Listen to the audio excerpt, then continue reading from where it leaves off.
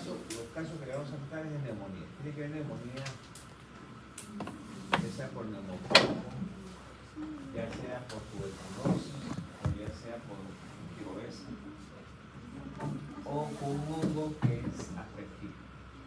Pero ¿cómo ustedes se van a dar cuenta que es una neumonía? Recuerden, si ustedes me dicen tos húmeda, eso es respiratorio. No hay otro órgano sistema que te dé tos húmeda. ¿Por qué le estoy diciendo eso? Porque te va a venir infección urinaria, te va a venir diarrea, te va a venir meningitis, te va a venir un poco de infecciones. Entonces, cuando estamos en vías respiratorias, si te pregunto, el paciente tiene tos húmeda,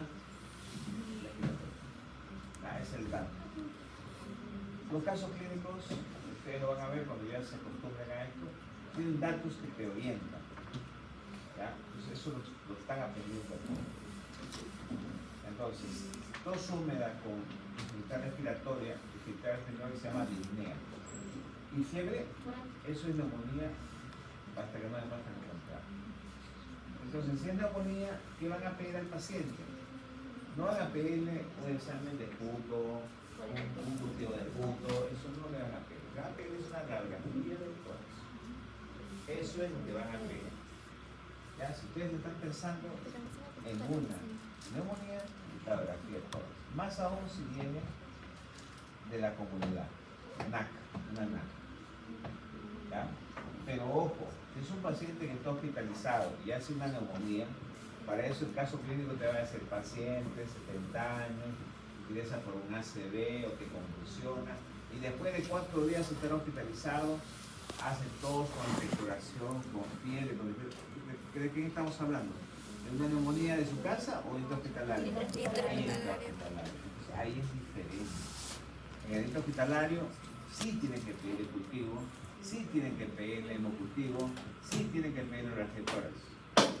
¿Por qué?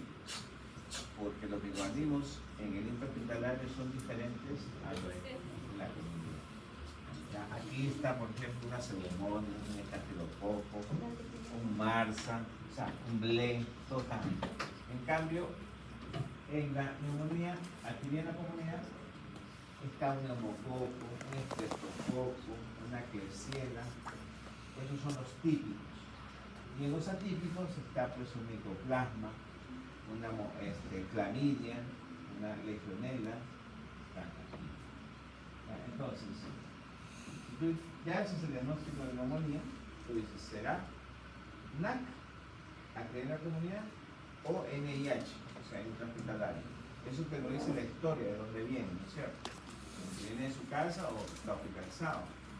Lo otro que tienes que saber, una vez que tú dices que eso es una NAC, ¿es típico o atípico? Entonces tú dices, como diferencio, 3 cosas importantes. 3 cosas. 1, si es una tos húmeda con expectoración, pues eso es bacteria. Bacteria. Igual como vieron en la otitis con pus, en la sinusitis con secreción, eso es bacteria. Eso no es virus. Eso es bacteria. ¿Ya? En cambio, el atípico, eso es tos seca. Tos seca. ¿Por qué? Porque usualmente cuando es típico, o sea, el neumococo, el estreptococo, lo que hacen es inflamar el bronquio y inflamar el alveolo. Entonces, al inflamar el bronquio, pues se moco, y el alveolo también se inflama y se llena de líquido. Entonces, entonces se sale flema. En cambio, los virus y los atípicos, micoplasma, clamidia, o legionela, no inflaman el bronquio ni el alveolo, sino el intersticio, o sea, entre alveolo y alveolo. Por lo tanto, no producen moco, lo secan.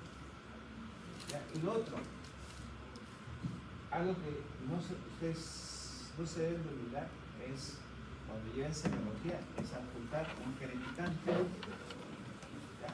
Porque si saben apuntar un crepitante, van a poder diagnosticar neumonía. ¿Por qué? Porque recuerden que la respiración tiene dos movimientos, ¿no? La toma de aire, que es inspiración, y la expiración. Inspiración, expiración. Entonces, el crepitante solo se escucha al final de la inspiración. O sea, vas a decir, tome aire.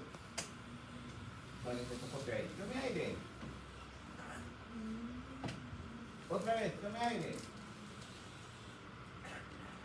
Es un craqueo que se oculta al final de la inspiración. En cambio, si ustedes escuchan, ponen el estetoscopio, en los dos tiempos, eso no es crepitante, eso no es crepitante. Eso es un roncante, un sucremo, porque su origen es en los bronquios. Los bronquios va a crepitar así porque está el aire, pero entra y sale. Porque está el moco ahí, ¿no? En cambio en el alveolo no. En el alveolo, como hay líquido en el alveolo, tú cuando metes el aire, la fuerza del aire hace que lo que está en el alveolo, la secreción, pus, lo que tú quieras, se mueva por el efecto del aire. Y eso hace pues, que todo se mueva y eso es un sonido. Y eso es lo que escuchas. Eso indica que es alveolar. Y eso si tú le tomas una radiografía, por ejemplo que es obligatorio tomar una radiografía, como está lleno los alveolos de secreción, eso se ve blanco, blanco. Normalmente, ¿cómo se debe ver un pulmón? Negro, negro. Patrón alveolar típico. ¿Viste? O sea, el crepitante sería de una manera típico. Eso. En cambio, de un atípico no hay crepitante y el patrón se llama intersticial. ¿Ah? Entonces se dan cuenta que no es fácil explicar un atípico. Entonces un atípico tú tienes que sospecharlo. Ya, porque si no lo mandas para su casa, no encuentro nada. Pero ¿por qué se quedan? Porque el paciente está febril, el paciente está con una disnea y dices, oye, pero no le veo nada. Pero usualmente son pacientes jóvenes. Entonces, si tú sabes la clínica, tú le mandas a hacer, ¿qué le vas a mandar a hacer? Una típica, un micoplasma, una esternela. PCR. Sorpresa, oye, salió positivo. ¿Qué la clínica?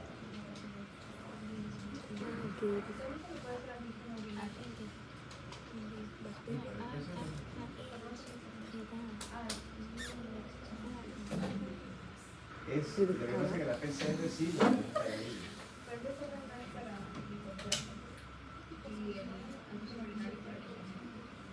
Claro, pero estamos hablando de neumonía. O sea, ¿en qué le vas a hacer PCR? En los antígenos. En la típica ya no, pues basta con que tú le veas la placa y tienes la mancha. Pero, ¿entendió? Doctor, en los atípicos no salen las manchas blancas. No. Lo que sale es líneas. Por eso que muchas veces te confunden. O sea, tienes que pensar. Y si sospecho que sea. Si sospecha, si dice, mira, tengo una semana, tengo tos seca, tengo fiebre, hace 2 días no puedo respirar y tú lo ves, lo ocultas si no hay crepitante, le tomas la radiografía y está, no está negrito, hay líneas así como que, pero no hay cosas, pues debes sospechar y lógicamente, pues, ¿cuál es la característica de un paciente? Es, no lo están viendo, pero casi. Pero vienen como líneas negras, líneas negras.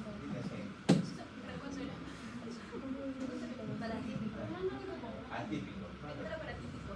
Atípico.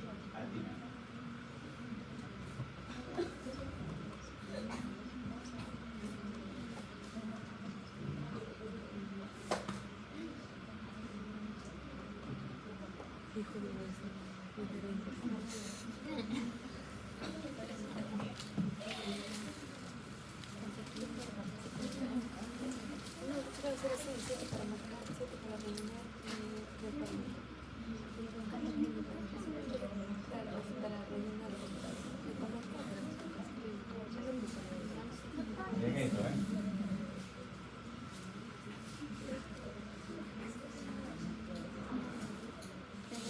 Esto es típico. Normalmente debe ser negro, pero mira, le coloca mancha blanca. Le causa eso es típico. Es un patrón alveolar. ¿Ah? Ahora se veía piña. No, esa es la típica. Esa es la No, te típica. estoy enseñando lo típico. Una atípica. Ahora una típica.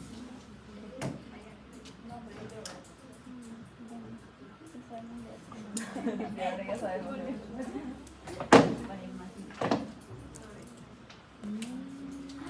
Se ve todo blanco.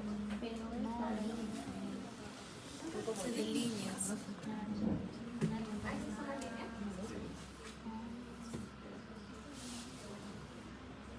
Pero no sé, esas conglomerados, no pacto.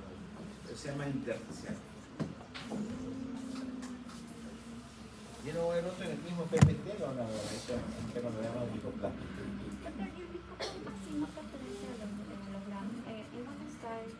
¿Dónde se No, el clasifica? micoplasma es una bacteria. Sí, Lo que pasa es que es una bacteria atípica. Bien.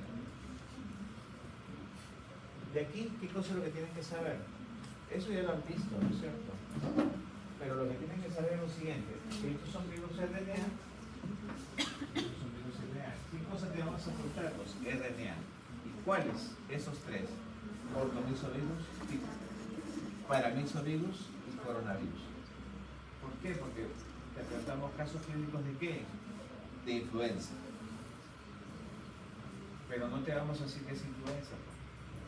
Te podemos decir que es un virus, por ejemplo, ortomisovirus. Pues tú tienes que saber que es un virus ortomisovirus, es un virus influenza. ¿Ya? Ahora, hay una enfermedad que es la bronquiolitis. La bronquiolitis por ejemplo, de los esenciales. Es un paramisovirus. Porque podemos decir es un paramisovirus. Pero ustedes ya deben saber que un paramisovirus es el virus entre todos esenciales que causa la bronquiolitis. Y el coronavirus, bueno, eso ya lo saben.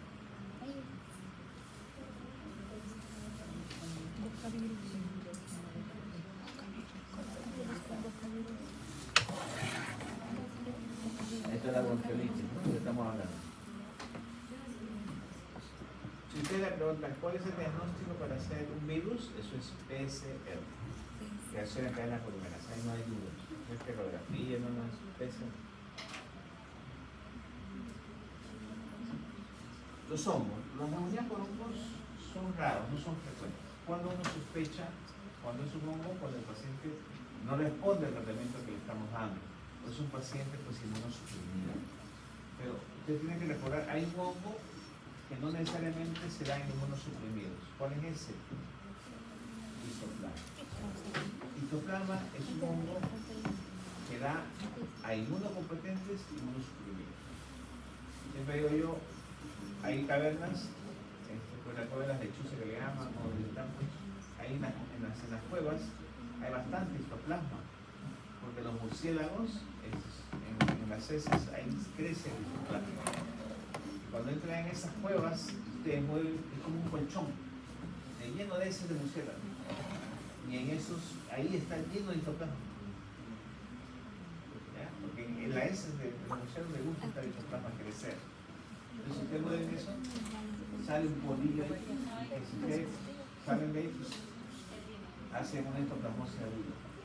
Y ustedes no son inmunosuprimidos. Bueno, es parecido. Pero, entonces, eso es lo primero. Lo segundo, aspergillus. Aspergillus da el micobacterium. ¿Con qué bacteria, con qué hongo se asocia? Con aspergillus. La pregunta te puede decir, el micobacterium tuberculosis se relaciona con qué hongo? Yo con aspergillus. Los pacientes con TB crónicos hacen cavernas y esas cavernas se llenan con una bola de hongo. Eso se llama un micetoma. La bola de hongo se llama micetoma, pero como es aspergillus se llama aspergilloma. Pues se llenan. ¿Y cuál es la clínica de los pacientes? Hemoptisis. Paciente que empieza de hemoptisis. Y es un paciente que ha tenido tuberculosis, tiene dos cosas. O tiene bronquiectasia por la tuberculosis. ¿Qué cosa es bronquiectasia? Un bronquio dilatado. Porque recuerden, cuando cicatriza una tuberculosis, deja tracto fibroso. Y al dejar tracto fibroso lo que hace es dilata bronco, dilata todo. Y los huecos se llenan con aspergillos, que también sangran. Entonces uno ya nos van a hacer una tomografía primero y después ver los broncocitos. Y para terminar, de hongos es este, el neumocistis quiloesi. En el año 80, cuando apareció el SIDA, porque apareció como SIDA, como enfermedad, pues el paciente se moría de neumonía. ¿Quién era la gente? Pero le llamaban neumocistis carini. ¿Por qué? Porque pensaban que era una bacteria. ¿Ah? Pero fueron estudiándolo y realmente no es una bacteria, sino se parece más a un hongo. Por eso ahora está en el grupo de los hongos. Neumocistis quiloesi. ¿Cómo le puede venir el caso clínico? Paciente pues, con diagnóstico de VIH o SIDA, y hace 2 semanas está con tos húmeda, hace 1 semana con dificultad respiratoria, lo hospitalizan, entonces es un paciente de VIH. ¿Ya? Entonces dice, no, pero viene de la comunidad, puede ser un neumococo, sí, por supuesto, puede ser neumococo, pero la pregunta es, ¿cuál es el más probable en ese paciente? ¿Cuál es el más probable? Que sea VIH, perdón, un quiloesi. Porque es inmunosuprimido. Pero también en el isoplasma están los posibles inmunosuprimidos. Claro, los inmunosuprimidos son el resto de hongos. Claro, pero podríamos poner en ese caso. No, porque ¿que es el VIH? No, VIH no. VIH es quiloesi. VIH quiloesi. ¿Ves? Ahí ven la caverna. Es un misentoma, pero como es una aspergillus, aquí está el aspergillus. ¿Qué coloración se usa? Azul de lactofenol. ¿En qué cultivo? Agarza. Eso creo que es.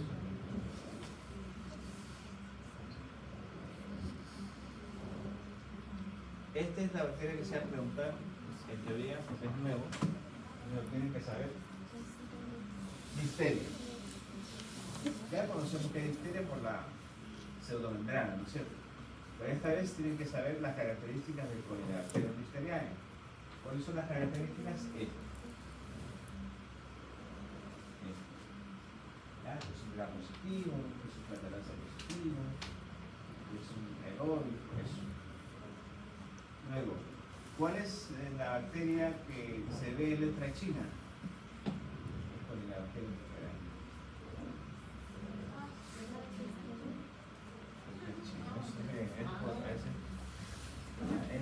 Es la única que se ve así, como delta china.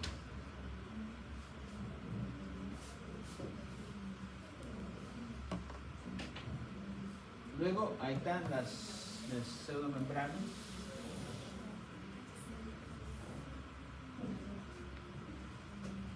Se les puede colocar la foto. Ya pues, ustedes tienen que hacer diagnóstico.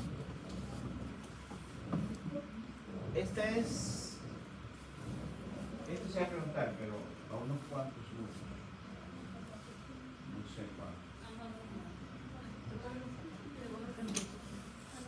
O sea, la forma de causar infección, o sea, daño, enfermedad, mejor dicho, el colinebacterium difteriae es por toxinas. Es toxinas. ¿Cómo? Las toxinas pueden ser exo o endo, ¿no es cierto? Esto es exotoxina. Ahí está. Es grave. Correcto. Pero la exotoxina, cualquiera de los dos, en este caso, pues, tiene todo el derecho de secretar exotoxina, no positivo. Claro, porque las únicas que secretan endotoxinas son las negativas. Es correcto. Entonces, mira, tiene mención ahí de ¿cuál es la que hace daño? La A, no la activa. La A. Ahora, ¿cómo hace? Bloquea al EF2, factor de elongación 2. ¿Y por qué es importante el factor de elongación? Porque lo que hace es favorecer, o sea, es el que desencadena la síntesis proteica de los glúcidos. Es Es decir, si tú bloqueas a tiempos este proceso, no hay síntesis proteica, entonces la célula se muere. Entonces, esa es la forma como destruye el colinobacterium neisseria. No por la bacteria. La bacteria no tiene nada que hacer ahí, sino a través de sus toxinas, de su exotoxina. ¿Ya? Entonces, esto nos olvida que el EF2 y pues inhibe la síntesis.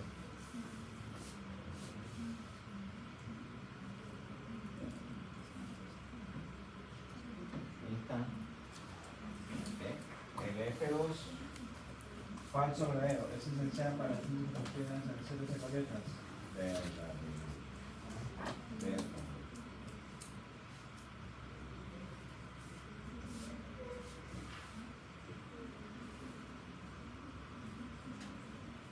Y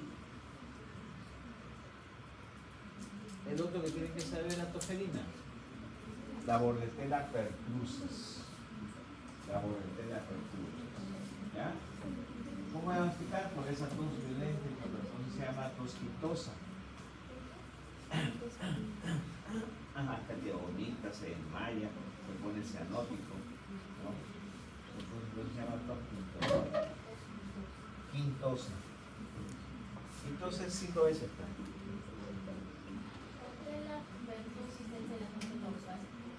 Bordetella. Bordetella pertussis. Tiene 3 fases, ¿no? Una fase catarral, como cualquier cuadro viral, que aquí no se diagnostica, se diagnostica aquí, en la fase paroxística, la etapa de la tos. Y mira cuánto dura la etapa de la tos, ¿no? 1 a 6 semanas. 1 a 6 semanas. Imagínate, 6 semanas tosiendo, ¿no? Y la fase convalescencia. ¿Qué es lo que tienen que saber? Que igual que el anterior, produce la enfermedad por toxinas. Aquí están las toxinas, son 4. Este cuadrito lo tienen que saber. Ahí está, 1, 2, 3, 4. ¿Ya? Son las 4 toxinas que usa la Bordetella para poder producir su enfermedad. ¿De quién es? Antes que me lo digan. Ya. Entonces, ese es lo que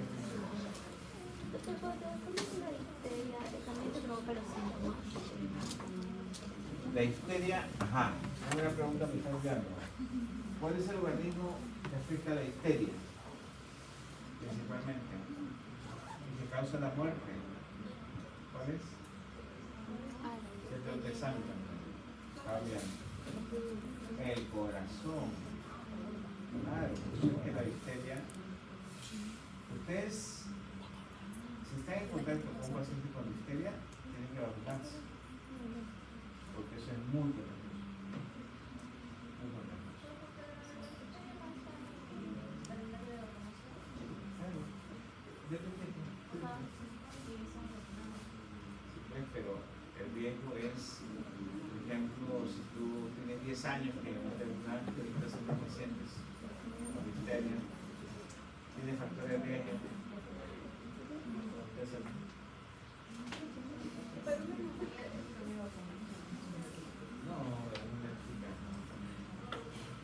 No es frecuente, vos has visto. Lo más frecuente es, en todo caso, la neumonía por influenza, por eso que eso sí les viene, no es frecuente. La neumonía por influenza, por eso que se vacuna todos los años contra la influenza. Pero que se desarrolle la influenza y tiene efectos secundarios, podría llevar al paciente a tener una neumonía cierta. Son dos cosas diferentes. Neumonía por influenza es neumonía viral. En cambio, la neumonía típica son por bacterias atípicas. Hay bacterias típicas y bacterias atípicas, pero son bacterias. Tú a la neumonía típica tú lo tratas con antibióticos. Claro, no le vas a dar penicilina, porque no tiene pared celular. Le vas a dar, ¿cuál tratamiento? la estreptococina, ¿cómo se llaman ellos? Macrólidos, muy bien, macrólidos.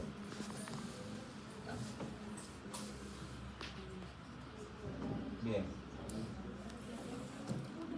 Aquí es lo mismo, las características de cada toxina tienen que ver.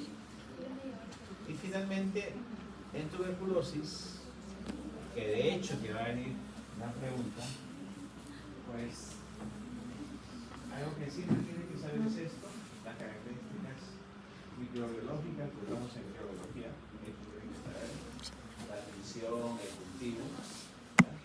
Porque se le presenta el caso de TB y después, ajá, ¿cómo se ve? ¿Con qué se colorea? ¿Dónde lo cultivas? Ya son 3. Hay dos, ¿no? Bueno, 3. Lowers. Y clínicamente, después venir los casos, ¿no? Uno que te diga, paciente joven, que hace 3 meses está con baja de peso, sudoración, tos seca, hace 2 días puede ser hemoptísico, punto hemostólico, o sea, eso es con sangre. Pues, ¿qué es lo que va a pensar? Tuberculosis. O sea, esa es una forma. ¿Dónde es una tuberculosis activa? Pero hay otra forma, ¿no? Un paciente, recuerden, tosedor más de 14 días, hay que descartar TB aquí en nuestro país. Aquel que tose más de 14 días, más de 2 semanas, tiene que descartar tuberculosis. Entonces, ¿qué le vas a pedir? Transceptoras y becainputo. Son dos cosas que se le piden en caso de tuberculosis. Transceptoras y becainputo. No se le pone beca. Ahora, pero hay otro que es lo que está ahorita, es la tuberculosis latente. ¿Qué cosa es la tuberculosis latente? La tuberculosis latente son pacientes aparentemente normales, porque no tienen ninguna molestia, ni tos, ni baja de peso, nada. Entonces, ¿cuál es el problema? El problema es de que ustedes saben muy bien que nosotros tenemos el micobacterium dentro de nosotros, ¿no es cierto? ¿Ya? Pero está en un granuloma, en el granuloma que tenemos nosotros. Y ahí está durmiendo el micobacterium. Pero está esperando que se nos baje la defensa, ¿no? Ya sea en inmunosupresión, VIH, depresión o cáncer, esas cosas, antes que el BK salga. Pero mientras tanto está controlado. ¿Y quién lo controla? Lo controla pues el sistema inmune adaptativo. Ese es el control, CD4. ¿Y de qué forma? Con dos interleuquinas. El FNT, el factor nervioso tumoral, y la interferón gamma. Interferón gamma. ¿Ya? Entonces, ¿qué se ha visto? Se ha visto que aquellos pacientes que empiezan a elevar los valores de interferón gamma son los que en algún momento hacen tuberculosis. Entonces, yo al detectar el interferón gamma, yo veo si el paciente tiene riesgo o no riesgo de hacer TB. ¿Cómo se llama esa prueba? El IGRA. IGRA. ¿No han hecho en la clase de laboratorio? Ahí está, lean IGRA o cuantiferón. Cuantiferón, IGRA. ¿Por qué los dos? Esa pregunta viene. ¿Ya? Recuerden que las clases de laboratorio y las clases de laboratorio y las clases de teoría se complementan. ¿Ya? En esta segunda parte no son diferentes, se complementan. Entonces, ¿ustedes qué cosas tienen que hacer? ¿Leer su clase de teoría y leer su clase de laboratorio? Se complementan mucho, ¿ya? Y salen bien. Y pues van a salir bien si se complementan tanto en el examen de teoría y en el de laboratorio. Por eso en el IGRA no lo estoy diciendo aquí, pero ese IGRA está en la clase práctica. En la clase práctica está, hay más cosas de TB que se va a preguntar. Entonces, para terminar, si estás pensando tú diagnosticar o te vuelve paciente con infección latente, ¿qué examen de los siguientes le vas a pedir? Y te viene pues reflectoras, te viene examen de puto, te viene PPD, te viene IGRA. La respuesta es Y gran. pero no lo aprendes de memoria. O sea, aprendes qué es que o lo otro, de otra forma.